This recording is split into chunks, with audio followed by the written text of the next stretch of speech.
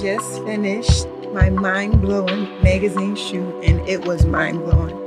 I am so excited. We did so many looks. I just felt like a little princess. I cannot wait for you guys to see the interview, and I pray that it is impactful and it inspires someone to chase their dreams. Thank you, guys.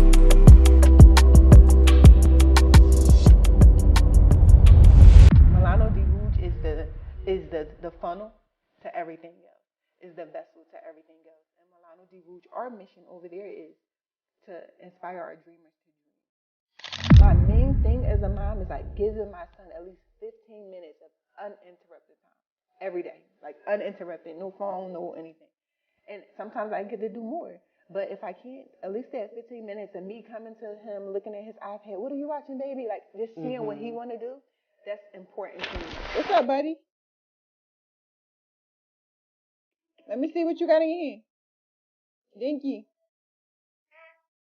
What you doing? Huh? Huh? Come home? I'll be there shortly, okay? So I try to harmonize my day with his so everything can be more of a flow instead of a balancing.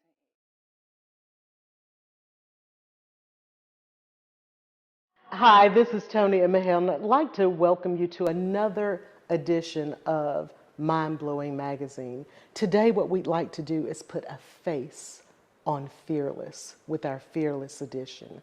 And to do that, we have none other than Milan Harris. Welcome, Milan. Thank you so much for having me. Well, thank you. It's just such a pleasure to be here, to be able to share you with our readers and those who will view this from wherever they are. So let's really kick this thing off. I'm going to give you 3 words, and I'd like for you to just tell me the first thing that comes to mind when you hear these words. Philly. Hustle. Success. God's grace. Motherhood. Czar. My baby. Yes, yes, yes. And the last one, fearless.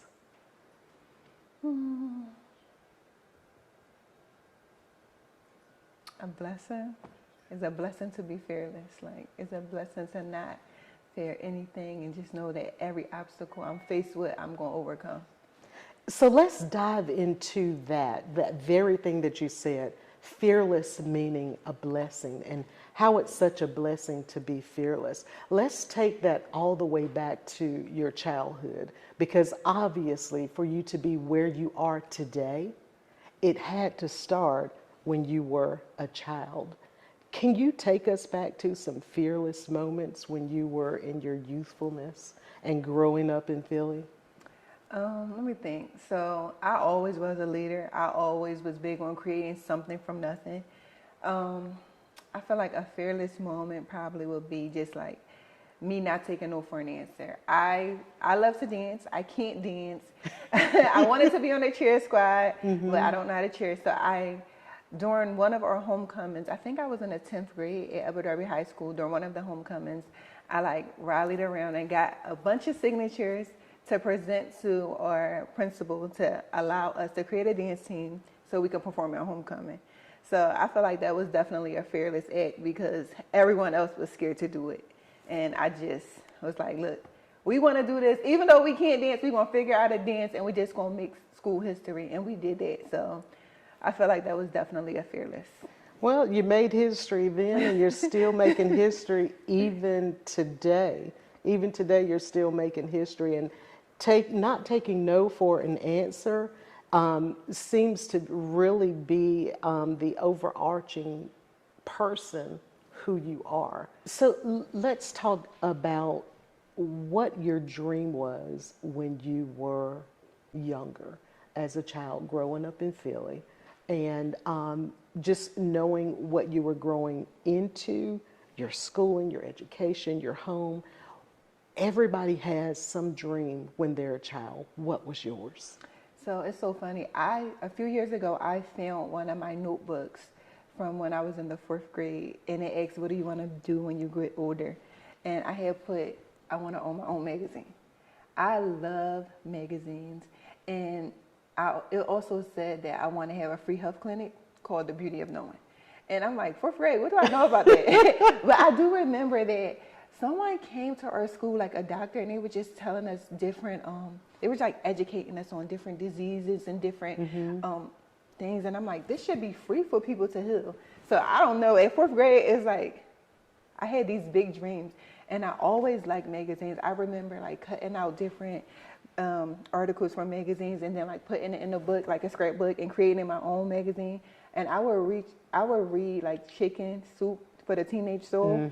I wasn't a teenager yet, but I would read it, and I would like just put different advice all on the little scrapbook, and I would give it to my friends. So I love that. That part made me so happy, and that's why with Milano Di Rouge, we have our free app, and on our free app is made like made like a blog, like a magazine type. So we would share love advice, dating advice, motivational advice, because that's a part of me that I love, and I always wanted to do it. So I feel like as a kid, ownership was something that I wanted. I always wanted. I didn't know that what it was at the time, but if you look at my goals, it was all surrounded by ownership. And also at the heart of what your goals were then was advancing and adding value to the lives of other people. That's why that Chicken Soup for the Soul as a teen drew you, is because innately inside of you is an encourager. And that encourager that's in you manifests itself in different streams of revenue, yes, but different streams and medias and ways and platforms to add value to the lives of other people. Even with your clothing line, imagine how the boost of self-esteem a person gets when they put on your brand, right? They're not putting it on because they just want to have shirt and pants for the day, but they want to look good, which means that innately we want to impress those who look upon us. So you, in being you, who you were created to be, who you instinctively, innately are, when you began to develop your brand, it was just another extension of what's already in your heart and the fiber of your being. Wow. So again, what an incredible person you are.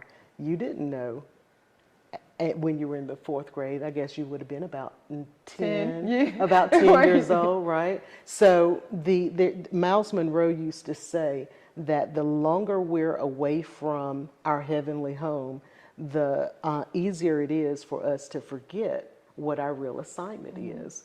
But you have been one of those rare individuals who has been able to carry your assignment from birth to being a preteen, to being a teenager, to now being the amazingly incredible woman who you are today. So were there struggles in childhood with the whole, the culture of growing up in Philly that you had to overcome? What did you dream about while you were growing up in that environment? So it's actually funny that you say that. I feel like we were in a struggle, but we didn't know that we were in a struggle. I feel like when you're in it, sometimes you don't understand until you get out of it. It was just what we knew. But although we grew up down the bottom, it wasn't as if we were struggling, you know? Like we always had food on the table. We always had clothes on our back. Nice clothes, actually. My mom worked really hard to provide a good life for us. And we used to always donate our clothing to the Goodwill and to the less fortunate as well. I feel like a lot of the things that I've encountered growing up, it definitely was a struggle when you look back at it. I normalized a lot of things, like just going to more funerals than weddings, more funerals than baby showers, just watching people that you love right there one day and then going the next day just because of gun violence. I feel like I normalized that. I thought it was normal. And it wasn't until like 2019, I was in Los Angeles having a conversation with the hairstylist, and I'm telling her that, and she was like, what? Like, wow. And I'm like, Dad, that didn't happen where you grew up at? Because you said you grew up in the hood too. And she like, well, not that type of hood. It was just like low income, but not those type of surroundings. So like, I feel like when you're in it, you really don't realize that, but it definitely made me who I am. It made me care about a lot of things. It made me more empathetic. What I've seen is that you're just a tremendous encourager, and that maybe perhaps has come from when you were younger, you may have normalized it, but your normalization was making it positive, or seeing the positive in the environment and what you could bring to it and the change.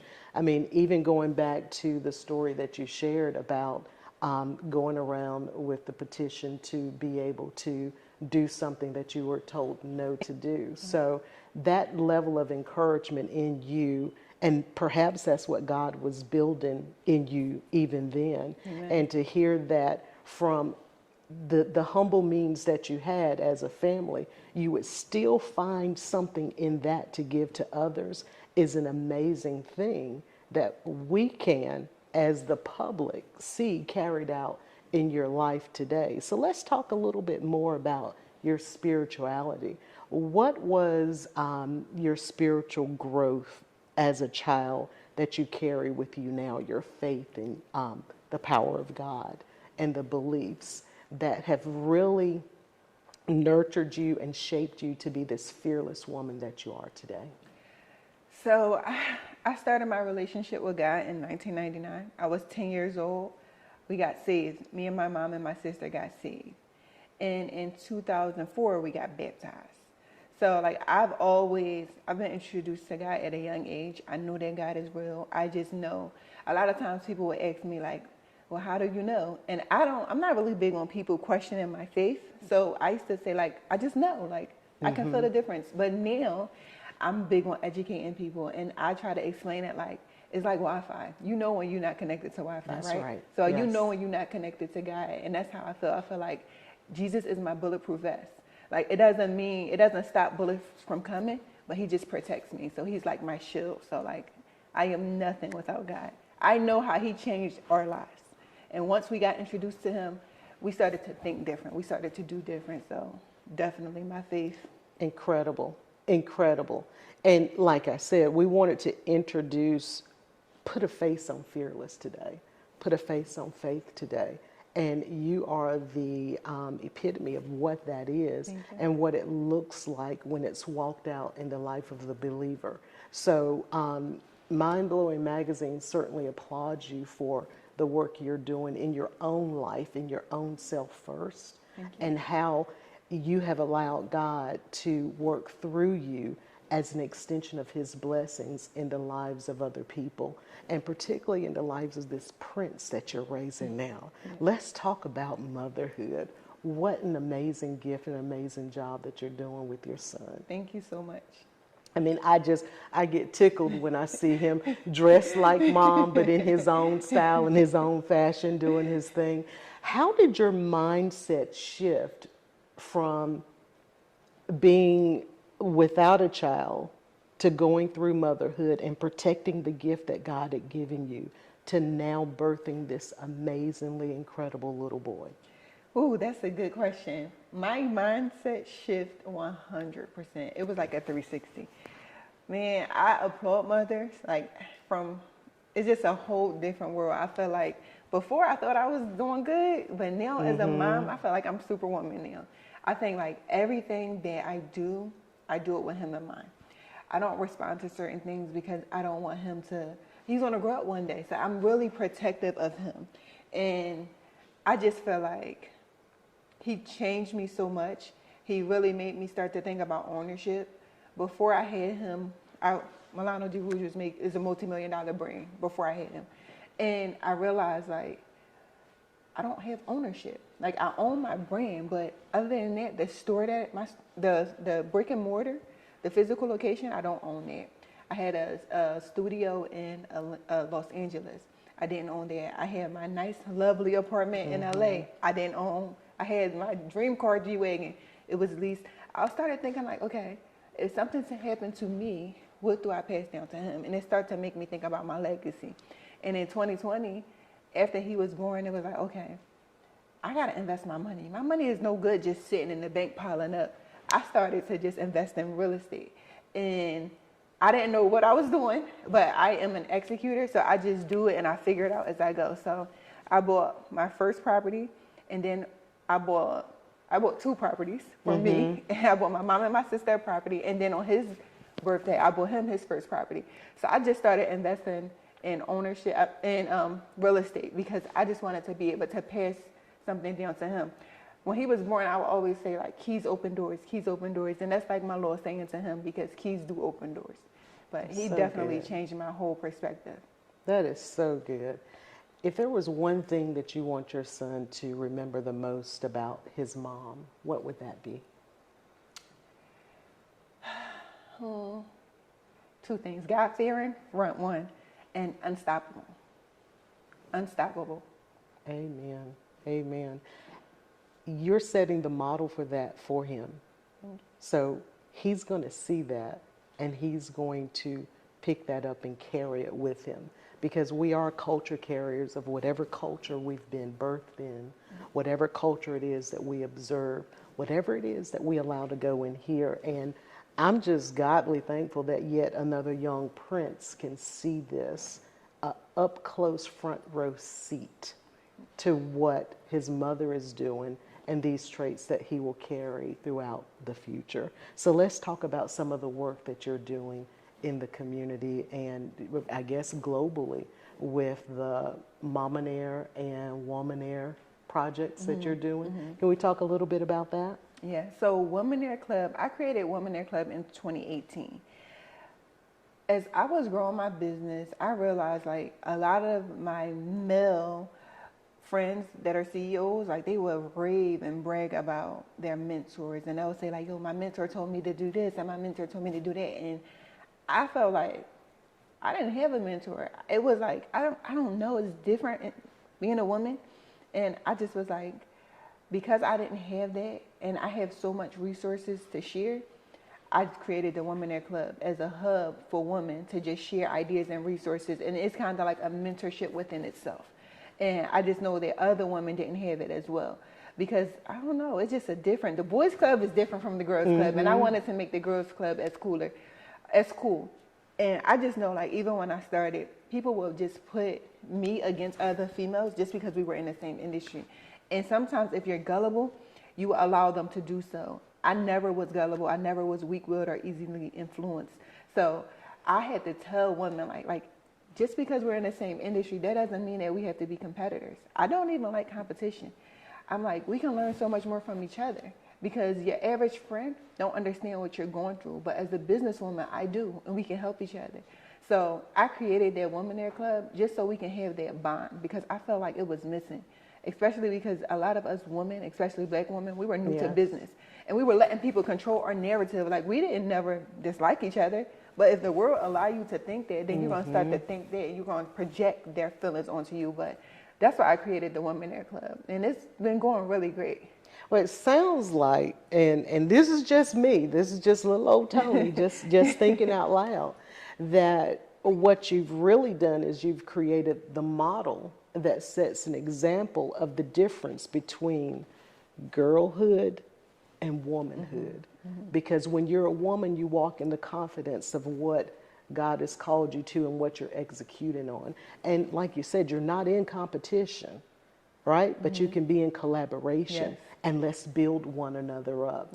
And again, I can't tell you how grateful and how refreshing it is to see a young African-American woman who is walking the walk, talking the talk, and you can see the fruit on everything you create. Thank you. It's not to tear others down while you step up, but to build others up. And as you go up, you're reaching back to pull others up as well. And again, it's just an amazingly incredible thing. And there's so much that God wants you to do, and you're doing it. And you're doing it well. Thank you. There's more yet to come. And we're so excited about that. We're so excited about that. So let's talk about what you're doing with mothers. Mominaire Club. Oh, so wait, back to what you just mentioned. So I feel like I try to tell people, like, I set the mark so you can pass it. Like, I don't want to be the best. I just want to be my best. And I feel like if someone is setting a blueprint for you, it's only right that you surpass it. And as far as mothers, so I have the Mominaire Club. Yes. In 2020, when I had my son, I created the Mom and Their Club, and I just felt like I was researching everything. I wanted to know everything before I jumped into it. And as I was researching, I'm like, yo, other women can benefit from this.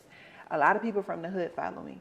And I think that sometimes sometimes you may not do certain research. You're only going to do what you see, right? So I just wanted to be their hub and their resources because, like, I would think about Oprah. When I was younger, my mom used to watch Oprah, and she grew up in a all right household, but she didn't like grow up like with her parents telling her that they love her. And when she would watch Oprah, like different people would come on, and I remember her watching one episode, and they were saying like, give your kids a kiss every night and pray with your kids. And she started to do that with us, and it made a big difference. So I just wanted to be like their Oprah to our generation, so that if we're telling people what they could do and just giving them an option, they'll know their options. And I just wanted to share different resources. As I'm learning, I wanted them to know. I remember I had posted on the Mom and Their Club one day, and I was like, I'm looking for pediatricians for my kid. What are some important questions to ask? And people was like, what do you mean you looking for pediatricians? You don't got an option. They just, like the doctor will set you up with one. And I'm like, no, you're misinformed. You do have the option. Even if you have, even if you get the free insurance, you still have an option. Like, you got to understand your options is always options. Yes. And I think that they don't let us know that. And I think it's important for us to realize that. So I just want to educate people, inform them, and just make motherhood fun again. And the mission behind the Mom and Their Club is a lot of times when people have kids, they stop dreaming. They forget about their dreams. They forget about who they were.